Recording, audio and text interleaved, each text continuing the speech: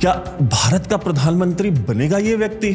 आप सोचने पे मजबूर हो जाएंगे कि भारत के साथ होने क्या जा रहा है। उस अफगान लड़की के साथ जब पहला रिलेशनशिप था तो वो बहुत ज़्यादा सीरियस थी राहुल गांधी के साथ रिलेशनशिप में, और एक वक्त ऐसा आया कि वो राहुल गांधी के लिए क्रिश्चियनिटी में कन्वर्ट भी कर गई, एक अफगान मुस्लिम होने के बावजूद। और वो जो लड़की थी, अफगान लड़की नोएल ज़ाहिर, वो कोई आम लड़की नहीं थी। उसमें नोएल ज़ाहिर जो है वो गर्भवती हो गई, प्रेग्नेंट हो गई थी, जिसका एबॉर्शन राहुल गांधी ने करवाया। और राहुल गांधी ने इंसिस्ट किया, दबाव डाला नोएल ज़ाहिर के ऊपर कि तुम इस बच्चे को गिरा दो। जरा सोचें, आप कोकेन कर रहे थे राहुल गांधी और राहुल गांधी की गर्लफ्रेंड, ये इस रिपोर्ट में खुलासा किया गया है या क्लेम किया गया है, और जिसके बारे में इस रिपोर्ट के ऑथर ये क्लेम करते हैं कि उनके पास इन सारे क्लेम्स के पुख्ता सबूत हैं। इस रिपोर्ट में फिर अगला क्लेम यह किया गया कि 2019 में राहुल गांधी यानी कि राहुल विंची के 2 बच्चे हैं। एक 19 साल का बेटा है जिसका नाम है न्याक विंची, और एक 15 साल की बेटी है जिसका नाम है मिनिक विंची। जय हिंद दोस्तों, आप देख रहे हैं DO न्यूज। अगर वीडियो पसंद आए तो वीडियो को लाइक कीजिए, चैनल को सब्सक्राइब कीजिए और बेल आइकन दबाना बिल्कुल मत भूलिएगा। और अगर हमें सपोर्ट करना चाहते हैं तो details pin comment description box और स्क्रीन पे भी फ्लैश करेगी। आप हमें सपोर्ट जरूर करें, हमें आपके सपोर्ट की आवश्यकता है। ये चैनल आपके ही सपोर्ट से चलता है और आपके ही सपोर्ट से चल सकता है। धन्यवाद। स्वागत है दोस्तों आज के कार्यक्रम में। बहुत ही सनसनीखेज खुलासे जो है एक बांग्लादेशी पत्रकार ने अपनी एक आर्टिकल में किया है राहुल गांधी के बारे में, और वो बातें उन्होंने लिखी हैं जिसको लिखने की हिम्मत, इनमें से बहुत सारी बातें हैं जो पर्दे के पीछे बहुत सारे लोग डिस्कस करते हैं, पत्रकार आपस में बातें करते हैं, बट किसी की हिम्मत नहीं हुई आज तक भारत में कि वो भारत के किसी भी अखबार में या किसी भी ऑनलाइन पब्लिकेशन में ये चीज़ें पब्लिश कर सके। बांग्लादेश के एक खोजी पत्रकार हैं सलाउद्दीन शोएब चौधरी, उन्होंने ये अपनी खोजी पत्रकारिता का एक बेहतरीन एग्जाम्पल उन्होंने पेश किया है, और उन्होंने ये आर्टिकल पब्लिश किया और पब्लिश करने की हिम्मत की है। और उन्होंने जो बातें उसमें लिखी हैं, मतलब होश उड़ा देने वाली बातें हैं कि राहुल गांधी का कैरेक्टर से लेकर के, उनके व्यक्तित्व से लेकर के, उनके परिवार में उनकी माँ के साथ और उनके परिवार के बारे में, मतलब हम जैसे जैसे इसके बारे में आपके सामने जो सारी डिटेल्स रखेंगे, आपको खुद लगेगा कि यार ये व्यक्ति भारत को लीड करने की बात करता है, ये व्यक्ति भारत का प्रधानमंत्री बनने की बात करता है, ये गरीबों की बात करता है, ये पिछड़ों की, दलितों की, आदिवासियों की बात करता है। ये क्या भारत का प्रधानमंत्री बनेगा ये व्यक्ति?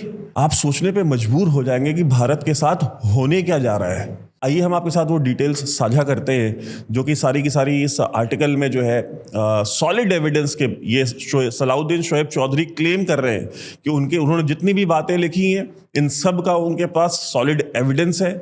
और उन्होंने पूरी दुनिया के अलग अलग देशों में जहाँ जहाँ राहुल गांधी पढ़े हैं, जहाँ जहाँ राहुल गांधी गए हैं, जिन जिन देशों में, जिन जिन होटलों में ये रुके हैं, उन्होंने कहा कि भाई मैंने सब जगह से जो है अलग अलग देशों में से ये सारे मैं सबूत लेकर के आया हूँ, मैंने जो बातें लिखी हैं मैं इसको प्रूव कर सकता हूँ, मेरे पास इन सब के सॉलिड एविडेंस है। क्या लिखा है इन्होंने, आइए शुरू करते हैं। जो शुरुआत होती है इस पूरे रिपोर्ट की, उसमें सबसे पहला जो उन्होंने क्लैरिफिकेशन दिया है, सलाउद्दीन शोएब चौधरी लिखते हैं कि भाई कांग्रेस पार्टी, मैं ये रिपोर्ट कर क्यों रहा हूँ, ये रिपोर्ट मैं इसलिए कर रहा हूँ क्योंकि राहुल गांधी को कांग्रेस पार्टी भारत में एक विजनरी, एक दूरदर्शी नेता के तौर पे प्रेजेंट करना चाहती है, और प्रेजेंट करती है लोगों के सामने कि बहुत दूरदर्शी है, बहुत साफ छवि है, और ऐसे नेता हैं जो भारत की बागडोर अपने हाथ में संभाल करके भारत को आगे लेके जा सकते हैं। भारत के विकास के लिए राहुल गांधी जरूरी है। तो मेरा ये एक खोजी पत्रकार के तौर पे मेरा ये फर्ज बनता है कि मैं भारत के लोगों को, जो कि भारत दुनिया के जो सबसे बड़ी डेमोक्रेसी, सबसे बड़ा लोकतंत्र है भारत, वहां के लोगों के सामने मैं ये सच्चाई रखूं कि जो व्यक्ति आपके देश को लीड करने की बात कर रहा है, ये व्यक्ति है कौन, और इसकी अपना जो उसका अपना निजी जीवन है, इसका जो अपनी पर्सनल लाइफ है वो किस तरह की रही है, इसका अपना इतिहास कैसा है। क्योंकि भारत में लोगों को नहीं पता कि भाई राहुल गांधी कौन से कॉलेज से पढ़े हैं, क्योंकि राहुल गांधी की सबसे ज़्यादा एजुकेशन है वो बाहर हुई है।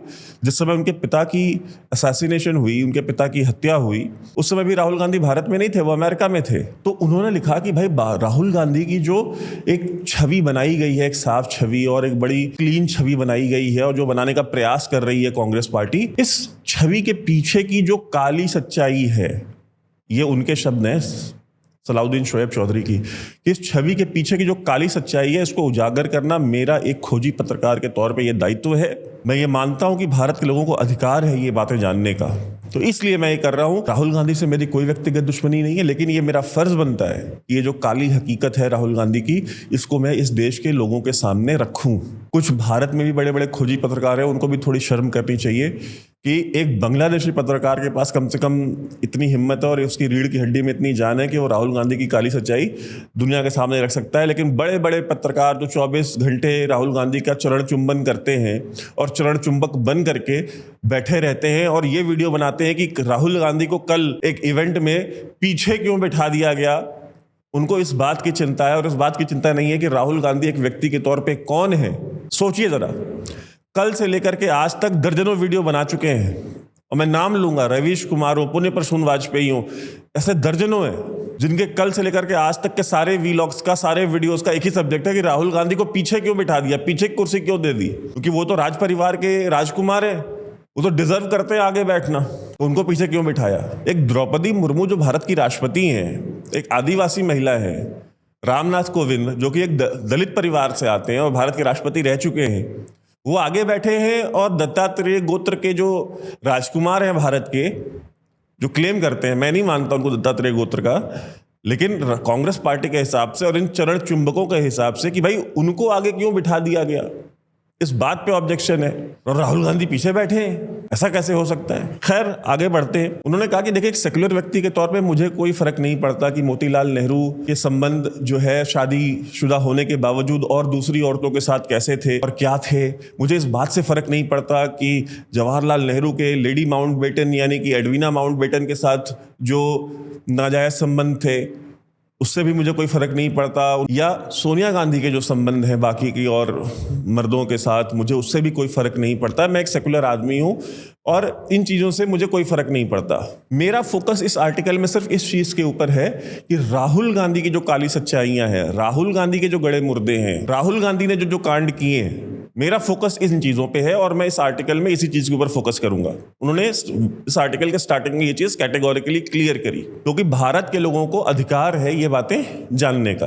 उन्होंने कहा, सबसे पहले मैंने ट्रिनिटी कॉलेज जहां से राहुल गांधी पढ़े हैं, उन्होंने कहा कि मैंने सबसे पहले उनके क्लासमेट और उनके बहुत जिगरी दोस्त, मैंने उनसे बात की, उनसे संपर्क साधा तो मैंने पूछा राहुल गांधी के व्यक्तित्व के बारे में। तो उन्होंने कहा कि राहुल गांधी बहुत ही ज़्यादा सेक्युलर इंसान है। उनको खाने में फ्राइड पोर्क यानी कि फ्राई किया हुआ सुअर का मांस और बीफ स्टेक यानी कि बीफ खाना उनको और फ्राई किया हुआ सुअर का मांस उनको बहुत पसंद है। उनको देख के लगता ही नहीं है, उनकी जीवन शैली को देख करके, उनकी विचारधारा को देख करके, कि वो किसी हिंदू परिवार से आते हैं। लगता ही नहीं है बिल्कुल कि वो हिंदू हैं, जो कि भारत में जो मेजॉरिटी है वो भी मानती है कि वो नहीं है। वो कितना भी कैलाश मानसरोवर चले जाएं और कितना भी माथे पे त्रिपुंड और तिलक लगा करके ड्रामा एक्टिंग कर लें, लेकिन भारत में जो लोग हैं मेजॉरिटी, वो भी उनको नहीं मानती। तो ये उनके साथ में पढ़े हुए एक व्यक्ति ने कहा, राहुल गांधी के बहुत ही क्लोज दोस्त ने ये बात कही, और जिसके बारे में सलाउद्दीन शोएब चौधरी क्लेम करते हैं कि भाई ये जो बातें वो लिख रहे हैं, इन सब का एविडेंस है उनके पास। राहुल गांधी की जो लाइफस्टाइल थी वो बिल्कुल ही वेस्टर्न थी। और उन्होंने फिर ये क्लेम किया, मैंने राहुल गांधी के कम से कम 4 ऐसे कॉलेजेस और स्कूल्स जहां से राहुल गांधी पढ़े हुए थे, मैंने वहां पे जब उनके क्लासमेट्स के साथ संपर्क किया, उनसे बात की, तो यही सेम ओपिनियन सबका था जो इन जनाब का ओपिनियन था कि राहुल गांधी को खाने में फ्राइड पोर्क बहुत पसंद है, उनको बीफ खाना बहुत पसंद है, उनको देख के बिल्कुल नहीं लगता कि वो हिंदू है, दूर दूर तक नहीं लगता कि वो हिंदू परिवार से आते हैं, और उनकी जो लाइफस्टाइल है वो पूरी तरीके से वेस्टर्न है। ये राहुल गांधी के साथ पढ़े हुए लोग ये बातें क्लेम कर रहे हैं, राहुल गांधी के जिगरी दोस्त ये क्लेम कर रहे हैं। फिर आगे वो लिखते हैं कि जब हमारी टीम ने अलग अलग देशों में जब और खोजी पत्रकारिता की, तो एक बृहद जांच करने के बाद हमें समझ में आया, हम इस कंक्लूजन पे पहुंचे कि राहुल गांधी के जीवन में किसी भी हिंदू कन्या, किसी भी हिंदू लड़की का कोई स्थान नहीं है। राहुल गांधी ने जितनी भी लड़कियों के साथ डेट किया है, राहुल गांधी जितनी भी लड़कियों के साथ रिलेशनशिप में रहे हैं, वो या तो मुसलमान रही हैं या वो ज़्यादातर क्रिश्चियन रही हैं। मेजॉरिटी वो क्लेम करते हैं कि मेजॉरिटी लड़कियां क्रिश्चियन रही हैं और कुछ मुस्लिम भी रही हैं। हिंदू लड़कियों के साथ राहुल गांधी का कभी कोई संबंध नहीं रहा, ये इस रिपोर्ट में क्लेम किया गया है। उन्होंने क्लेम किया कि उनके बहुत सारे छोटे छोटे रिलेशनशिप्स रहे पूरे through out life Rahul Gandhi के, जिसमें इसकी ज्यादातर क्रिश्चियन थी, लेकिन उनका जो पहला रिलेशनशिप था वो नोअल ज़ाहिर के साथ था, जो कि एक अफगान कन्या थी। उस अफगान लड़की के साथ जब पहला रिलेशनशिप था तो वो बहुत ज़्यादा सीरियस थी राहुल गांधी के साथ रिलेशनशिप में। और एक वक्त ऐसा आया कि वो राहुल गांधी के लिए क्रिश्चियनिटी में कन्वर्ट भी कर गई, एक अफगान मुस्लिम होने के बावजूद।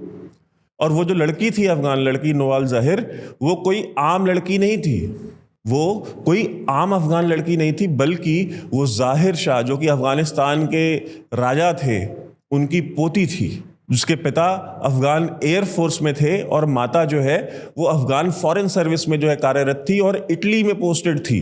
उस लड़की के साथ राहुल गांधी का पहला रिलेशनशिप था। और जब उसका ब्रेकअप हुआ राहुल गांधी के साथ, तो उसने ये बात बोली, जिसको कोट किया गया है कि ये हर लड़की के साथ ऐसा ही करता है, ये लड़कियों को इस्तेमाल करता है और इस्तेमाल करने के बाद उन लड़कियों को छोड़ देता है। इस रिपोर्ट में ये भी क्लेम किया गया कि राहुल गांधी और नोअल ज़ाहिर के साथ जो संबंध थे, उसमें नोअल ज़ाहिर जो है वो गर्भवती हो गई, प्रेग्नेंट हो गई थी, जिसका एबॉर्शन राहुल गांधी ने करवाया। और राहुल गांधी ने इंसिस्ट किया, दबाव डाला नोअल ज़ाहिर के ऊपर कि तुम इस बच्चे को गिरा दो। और नोअल ज़ाहिर ने बोला कि वो उसकी लाइफ का जो है सबसे पेनफुल, जाहिर सी बात है किसी भी स्त्री के लिए, किसी भी महिला के लिए इस तरह पेनफुल कुछ नहीं हो सकता है कि उससे अगर जबरन गर्भपात कराया जाए। उसने कहा कि मेरे जीवन की जो सबसे बड़ी गलती मैंने की है वो ये की थी कि मैंने राहुल गांधी से प्यार किया, और जो भी लड़की इसके साथ प्यार करती है वो हर उस लड़की के साथ ये यही काम करता है, ये उनका इस्तेमाल करता है, उनको यूज़ करता है और फिर फेंक के चला जाता है।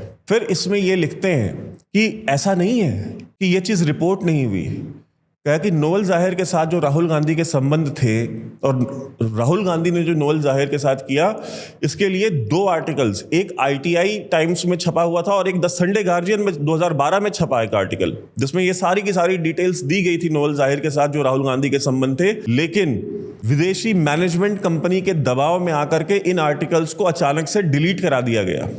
आज की डेट में वो संडे गार्जियन और ITI टाइम्स के ऊपर नोअल ज़ाहिर के साथ जो राहुल गांधी के संबंध थे वो कहीं पे भी आपको नहीं मिलेंगे, जबकि ये रिपोर्ट हुए थे, दोनों ही अखबार में रिपोर्ट हुए थे, लेकिन उन दोनों को डिलीट कराया गया। ये मैनेजमेंट कंपनी कौन थी? और याद रहे कि 2012 में भारत में जो सरकार थी वो बीजेपी गवर्नमेंट नहीं थी, वो कांग्रेस की सरकार थी। तो क्या भारत की जो कांग्रेस की सरकार थी, यूपीए की जो सरकार थी, उसने जो है ये काम किया था? उसने ये दबाव डलवाया था इन मीडिया हाउसेस के ऊपर कि आप ये इन रिपोर्ट्स को आप डिलीट करें, या इन्होंने उस मैनेजमेंट कंपनी को पैसा दिया था कि भाई आप इसको डिलीट करवाइए? ये एक सवाल खड़ा होता है। उन्होंने ये चीज़ कही इस रिपोर्ट में, उन्होंने ये भी क्लेम किया कि नोअल जब कैथोलिक क्रिश्चियनिटी में जब कन्वर्ट हो गई थी, और वो कैथोलिक क्रिश्चियनिटी में इसलिए कन्वर्ट हुई क्योंकि उसको राहुल गांधी के साथ शादी करनी थी, वो उसके साथ प्रेम में थी, और राहुल गांधी भी क्लेम करते थे कि वो उससे प्यार करते हैं। कहा कि ऐसा कई बार हुआ कि राहुल गांधी नोअल के साथ इटली के अंदर सोनिया गांधी के घर के अंदर चैपल में प्रे करते थे, नोअल और सोनिया गांधी के साथ। आप में से जिन लोगों को ना पता हो चैपल क्या होता है, जैसे चर्च होता है, चर्च कम्युनिटी के लिए है। एक मोहल्ले में, एक एरिया में अगर एक चर्च है तो वहाँ पे पूरे एरिया के लोग आते हैं, एक साथ इकट्ठे होते हैं और वो वहाँ पे प्रे करते हैं, प्रार्थना करते हैं। चैपल जो होता है वो आपके घर के अंदर होता है, जहाँ पे सिर्फ आप और आपके घर के परिवार के लोग जहाँ पे प्रेयर करते हैं, उसको चैपल कहते हैं। तो सोनिया गांधी के घर के अंदर जो चैपल है इटली में, इन्होंने क्लेम किया कि राहुल गांधी नोअल को लेकर के वहां पे आते थे, और कई बार ऐसा हुआ कि नोअल के साथ उन्होंने प्रे किया और उस लड़की को राहुल गांधी ने लास्ट में डिच कर दिया। नोअल ने फिर बाद में 2013 में मिस्र के, इजिप्ट के एक राजकुमार प्रिंस सईद के साथ शादी की और वो उनके साथ मिस्र में सेटल हो गई।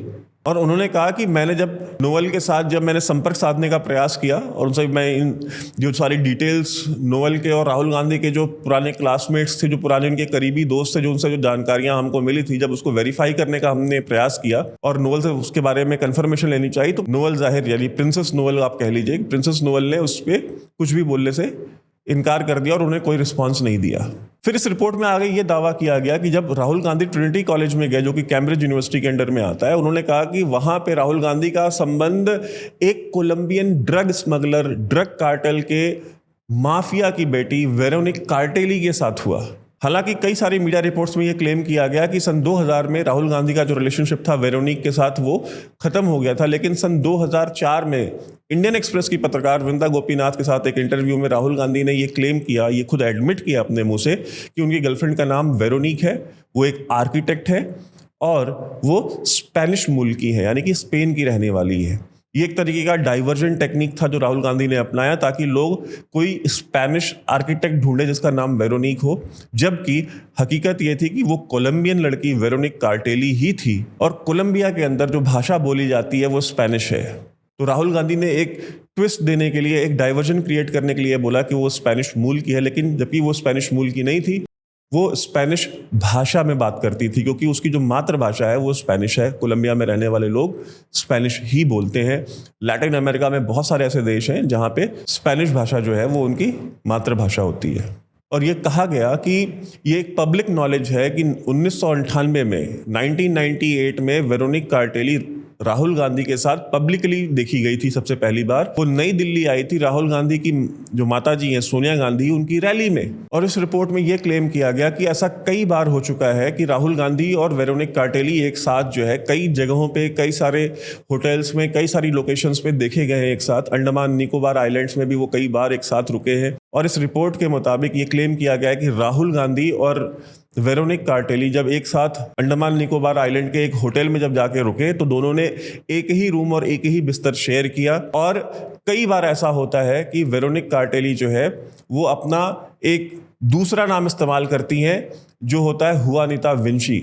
हुआनिता विंची जो है ये नाम वो क्यों इस्तेमाल करती हैं, इसके बारे में उन्होंने कहा कि राहुल गांधी का जो एक्चुअल नेम है वो राउल विंची है और राउल विंची के साथ अगर हुआनिता विंची अगर स्टे करती है जिसका नाम वेरोनिक कार्टेली है तो उसके बारे में क्या समझा जाए, क्या ये दोनों शादीशुदा हैं कि दोनों एक ही सरनेम इस्तेमाल करते हैं। उन्होंने कहा एक और सोर्स से जब हमने जानकारी हासिल की तो पता चला कि अपने स्टे के दौरान जब ये अंडमान में हुआनिता विंची यानी वेरोनिक कार्टेली और राहुल गांधी यानी राउल विंची जब ये एक साथ एक रूम में जब ये रुके हुए थे अंडमान के एक होटल में तो वहां पे होटल के अंदर कोकेन भी कर रहे थे। जरा सोचें आप, कोकेन कर रहे थे राहुल गांधी और राहुल गांधी की गर्लफ्रेंड। ये इस रिपोर्ट में खुलासा किया गया है या क्लेम किया गया है और जिसके बारे में इस रिपोर्ट के ऑथर ये क्लेम करते हैं कि उनके पास इन सारे क्लेम्स के पुख्ता सबूत हैं। इस रिपोर्ट में फिर अगला क्लेम यह किया गया कि 2019 में राहुल गांधी यानी कि राउल विंची के 2 बच्चे हैं। एक 19 साल का बेटा है जिसका नाम है न्याक विंची और एक 15 साल की बेटी है जिसका नाम है मिनिक विंची। ये दोनों बच्चे राहुल गांधी के जो है वो वेरोनिक कार्टेली के साथ यानी हुआनिता विंची के साथ ही हैं। उन्होंने कहा कि हालांकि ये शादी वेरोनिक कार्टेली और राहुल गांधी की जो शादी है ये रजिस्टर नहीं कराई गई, लेकिन इनके जो बच्चे हैं वो सेम सरनेम इस्तेमाल करते हैं जो कि उनके पिता का सरनेम है जो कि विंची है, चाहे वो न्याक विंची हो चाहे मिनिक विंची हो, यानी दोनों बच्चों के सरनेम भी विंची हैं। गल्फ न्यूज के मुताबिक सन 2003 में जॉन ए मिट्टी जो कि केरल के एक सामाजिक कार्यकर्ता और एक रिटायर्ड प्रोफेसर थे, उन्होंने डिमांड किया कि राहुल गांधी के खिलाफ इमोरल ट्रैफिकिंग का एक मुकदमा दर्ज किया जाए क्योंकि राहुल गांधी और वेरोनिक कार्टेली ये या हुआनिता विंची आप कह लें, ये दोनों एक साथ कोट्टयम के कुमाराकोम में बैक वाटर लेक के एक रिजॉर्ट में 3 दिन एक साथ रुके, जबकि ये दोनों शादीशुदा नहीं थे। तो बिना शादीशुदा हुए ये तीनों एक ही रिजॉर्ट में 3 दिन तक रुके। इसके ऊपर जॉन ए मिट्टी ने ये डिमांड किया कि इमोरल ट्रैफिकिंग का मुकदमा राहुल गांधी के खिलाफ और वेरोनिक कार्टेली के खिलाफ दर्ज किया जाए। इस रिपोर्ट में अगला दावा ये किया गया कि हमने वेरोनिक कार्टेली यानी हुआनिता विंची के साथ हमने संपर्क साधने का प्रयास किया और हमने उनसे पूछा कि आपके जो दोनों बच्चे हैं न्याक विंची और मिनिक विंची, इनके बायोलॉजिकल फादर कौन है, इनके पिता कौन है, कृपया इसका जवाब दें। और जिसका जवाब हुआनिता विंची ने आज तक नहीं दिया है। उन्होंने यह बताने से इनकार कर दिया कि उनके दोनों बच्चों के बायोलॉजिकल फादर कौन है। फिर इस रिपोर्ट में अगली बात यह कही गई कि भारत के लोगों को मिसलीड करने के लिए, भारत के लोगों को गुमराह करने के लिए भारत की मीडिया में और कांग्रेस पार्टी की तरफ से या भारत की मीडिया में बहुत सारे लोगों ने नथालिया रामोस को वेरोनिक कार्टेली बना करके प्रेजेंट करने की कोशिश की, जो कि बाद में निकला कि वो नथालिया रामोस जो है कि वो वेरोनिक कार्टेली नहीं है, बल्कि नथालिया रामोस जो है वो एक स्पेनिश एक्टर और पॉलिटिशियन है। और ये सारा का सारा प्रपंच इसलिए किया गया ताकि लोगों का ध्यान जो है वो भटकाया जा सके और ये चीज़ कही जाए कि यार जिसको देखो उसी को वेरोनिक कार्टेली बना करके प्रेजेंट कर देते हैं। और ये उनकी तरफ से नहीं किया गया जो राहुल गांधी के विरोधी हैं, बल्कि उन लोगों की तरफ से किया गया जो राहुल गांधी के सपोर्टर्स हैं उन्होंने जो है नथेलिया रामोस को वेरोनिक कार्टेली बना करके प्रेजेंट किया, ताकि ये जो इशू है ये इतना डिस्क्रेडिट हो जाए, ताकि ये इशू एक दिन ऐसा आएगा कि लोग इस पे विश्वास करना, इस पे बात करना, इसको सीरियसली लेना ही बंद कर दें। जबकि नथेलिया रामोस ने खुद राहुल गांधी के साथ अपनी एक फोटो जो है वो इंस्टाग्राम पे वो ऑलरेडी डाल चुकी थी, उसके बाद भी उनको बार बार वेरोनिक कार्टेली बना करके प्रेजेंट किया गया।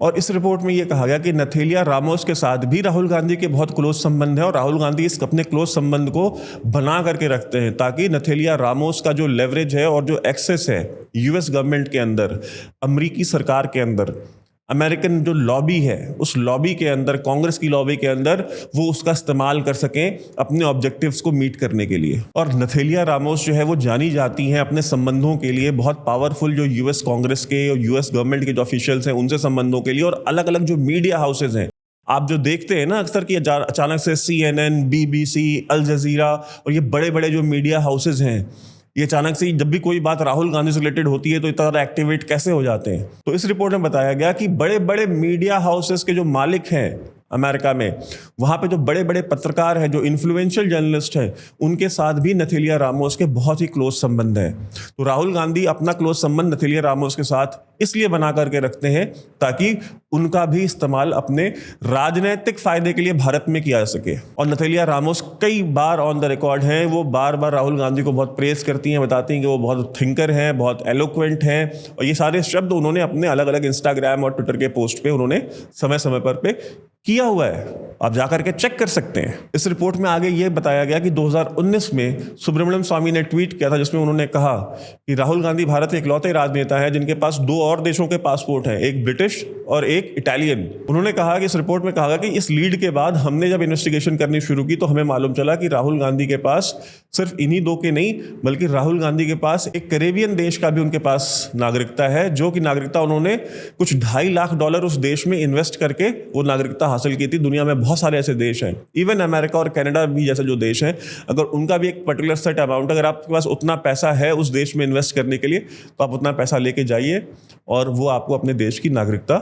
दे देते हैं। तो कैरेबियन आइलैंड में उन्होंने $2.5 लाख खर्च करके वहां की भी नागरिकता ली हुई है, ये इन्होंने क्लेम किया। और इसमें इन्होंने ये भी कहा कि हम इसके बारे में और फर्दर इंक्वायरी और जांच कर रहे हैं। और तो और इन्होंने इस रिपोर्ट में ये भी बताया कि ला विंची कार्टेली नाम की एक कंपनी जो है वो इटली के अंदर जो है रजिस्टर की गई, जो कि फाइनेंशियल सर्विसेज प्रोवाइड करती है। और फाइनेंशियल सर्विसेज प्रोवाइड किसको करती है? फाइनेंशियल कंसल्टेंसी चाइना के लोगों को, इटालियन माफियाज को, दुनिया भर के अलग अलग देशों के जो भ्रष्ट पॉलिटिशियंस हैं उनको, इंक्लूडिंग पाकिस्तान के जो करप्ट लोग हैं उनको भी ये फाइनेंशियल कंसल्टेंसी सर्विसेज प्रोवाइड करती है। कंपनी का नाम है ला विंची कार्टेली। इस रिपोर्ट में क्लेम किया गया कि कुछ समय पहले एक बहुत बड़ा स्कैंडल हुआ था, जबकि एक सबमरीन, ड्रग से भरी हुई सबमरीन, जो कि एक कोलंबियन कार्टेल ऑपरेट कर रहा था अपने एक सीक्रेट ऑफिस से मायामी से, वो पकड़ी गई थी। और पता चला कि इसका जो ओनरशिप है वो ओनरशिप इसी ला विंची कार्टेली नाम की एक कंपनी के पास है।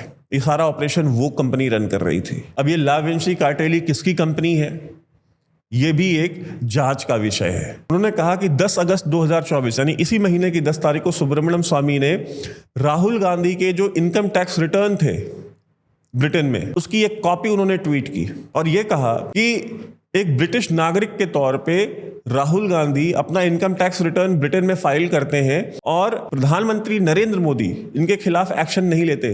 तो क्या इसलिए नहीं लेते क्योंकि ये सोनिया गांधी के हाथों से ब्लैकमेल होते हैं? सोनिया गांधी इनको ब्लैकमेल करती है कि तुम राहुल गांधी के खिलाफ एक्शन नहीं लोगे? ये सुब्रमण्यम स्वामी ने सवाल उठाया, जो कि इस रिपोर्ट में भी कोट किया गया है। इस रिपोर्ट में अगला क्लेम यह किया गया कि ब्लैक ऑप्स लिमिटेड नाम की एक कंपनी, जो कि सन 2003 में रजिस्टर की जाती है, कहा तो ये क्लेम तो ये किया जाता है कि ये कंपनी जो है ये फाइनेंशियल कंसल्टेंसी सर्विसेज प्रोवाइड करती है, लेकिन हकीकत में जो ये कंपनी काम करती है वो काम ये करती है कि राहुल गांधी के लिए लॉबिंग करती है और अलग अलग देशों में जो है वो इंटरफेरेंस करके वहाँ पे अलग अलग जो प्रॉस्पेक्ट्स होते हैं, जो बिजनेस प्रॉस्पेक्ट्स होते हैं, अलग अलग जो बिजनेस डील्स होती हैं, उनमें किकबैक लेने का काम करती है। तो ये अलग अलग देश, तो जाहिर सी बात है कोई और देश तो है नहीं, वो तो देश भारत ही है, जहाँ पे राहुल गांधी इन्फ्लुएंस कर सकते हैं किसी पॉलिसी को, राहुल गांधी इन्फ्लुएंस कर सकते हैं किसी डिसीजन को। राहुल गांधी यूके में और इटली में और स्पेन में तो जा करके वहाँ की सरकार को नहीं कह सकते कि तुम फला कंपनी को ठेका दे दो। जाहिर सी बात है वो देश तो भारत ही हुआ। तो इस रिपोर्ट में ये क्लेम किया गया कि ये जो कंपनी है ये यही सारे काम करती है। और इसी कंपनी में एक जो और पार्टनर है उसका नाम है यूलरिक मैकनाइट। उन्होंने कहा कि बिजनेस टुडे में जो रिपोर्ट हुआ कि यूलरिक मैकनाइट, जो कि इस बैकऑप्स लिमिटेड कंपनी के में पार्टनर थे राहुल गांधी के साथ, ये बैकऑप्स यूके नाम का जो उसका जो ब्रांच था उसमें 35% के ओनर थे, जबकि राहुल गांधी के पास 65% ओनरशिप थी। यानी उस कंपनी में जो मालिकाना हिस्सेदारी थी वो यूलरिक मैकनाइट की 35% थी और राहुल गांधी की 65% थी। और इनको कई सारे जो है डिफेंस कॉन्ट्रैक्ट जो है, ऑफसेट्स जो है, वो इस कंपनी को ठेके कांग्रेस की यूपीए सरकार के दौरान 2009 तक दिए गए। 2009 में जब बैकऑप्स को डिसॉल्व कर दिया राहुल गांधी ने, जब इसके ऊपर सवाल उठने खड़े हुए, जब चीज़ें पब्लिक होनी शुरू हुई, तब तक कई सारे इसको डिफेंस ऑफसेट्स के वो ठेके जो है भारत की सरकार ने दिए।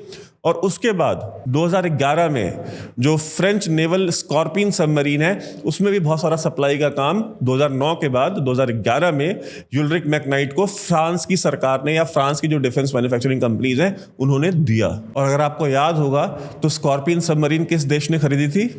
हमारे अपने प्यारे भारत देश ने। तो ये भी क्या है, कोइंसिडेंस है कि यूलरिक मैकनाइट, जो कि राहुल गांधी का बिजनेस पार्टनर हो, उसको जब ये कंपनी बैकऑप्स यूके जब बंद करते हैं ये 2009 में, और 2011 में जो है उसको वहां पे फ्रांस की जो सरकार है वो उसको स्कॉर्पियन क्लास सबमरीन में जो है ऑफसेट्स दे देती है। ये भी एक सोचने वाली बात है। उन्होंने कहा कि राहुल गांधी के बैकऑप्स नाम की एक और कंपनी, बैकऑप सर्विसेज प्राइवेट लिमिटेड नाम की एक कंपनी है, जहां पे प्रियंका गांधी जो उनकी बहन है वो उनके साथ को डायरेक्टर है। तो कहा कि 2004 में जो अपना इलेक्शन जो एफिडेविट फाइल किया था राहुल गांधी ने, उस 2004 के अपने इलेक्शन एफिडेविट में राहुल गांधी ने कहा कि वो इस कंपनी के 83% की हिस्सेदारी के मालिक है, बैकऑप्स लिमिटेड प्राइवेट लिमिटेड के।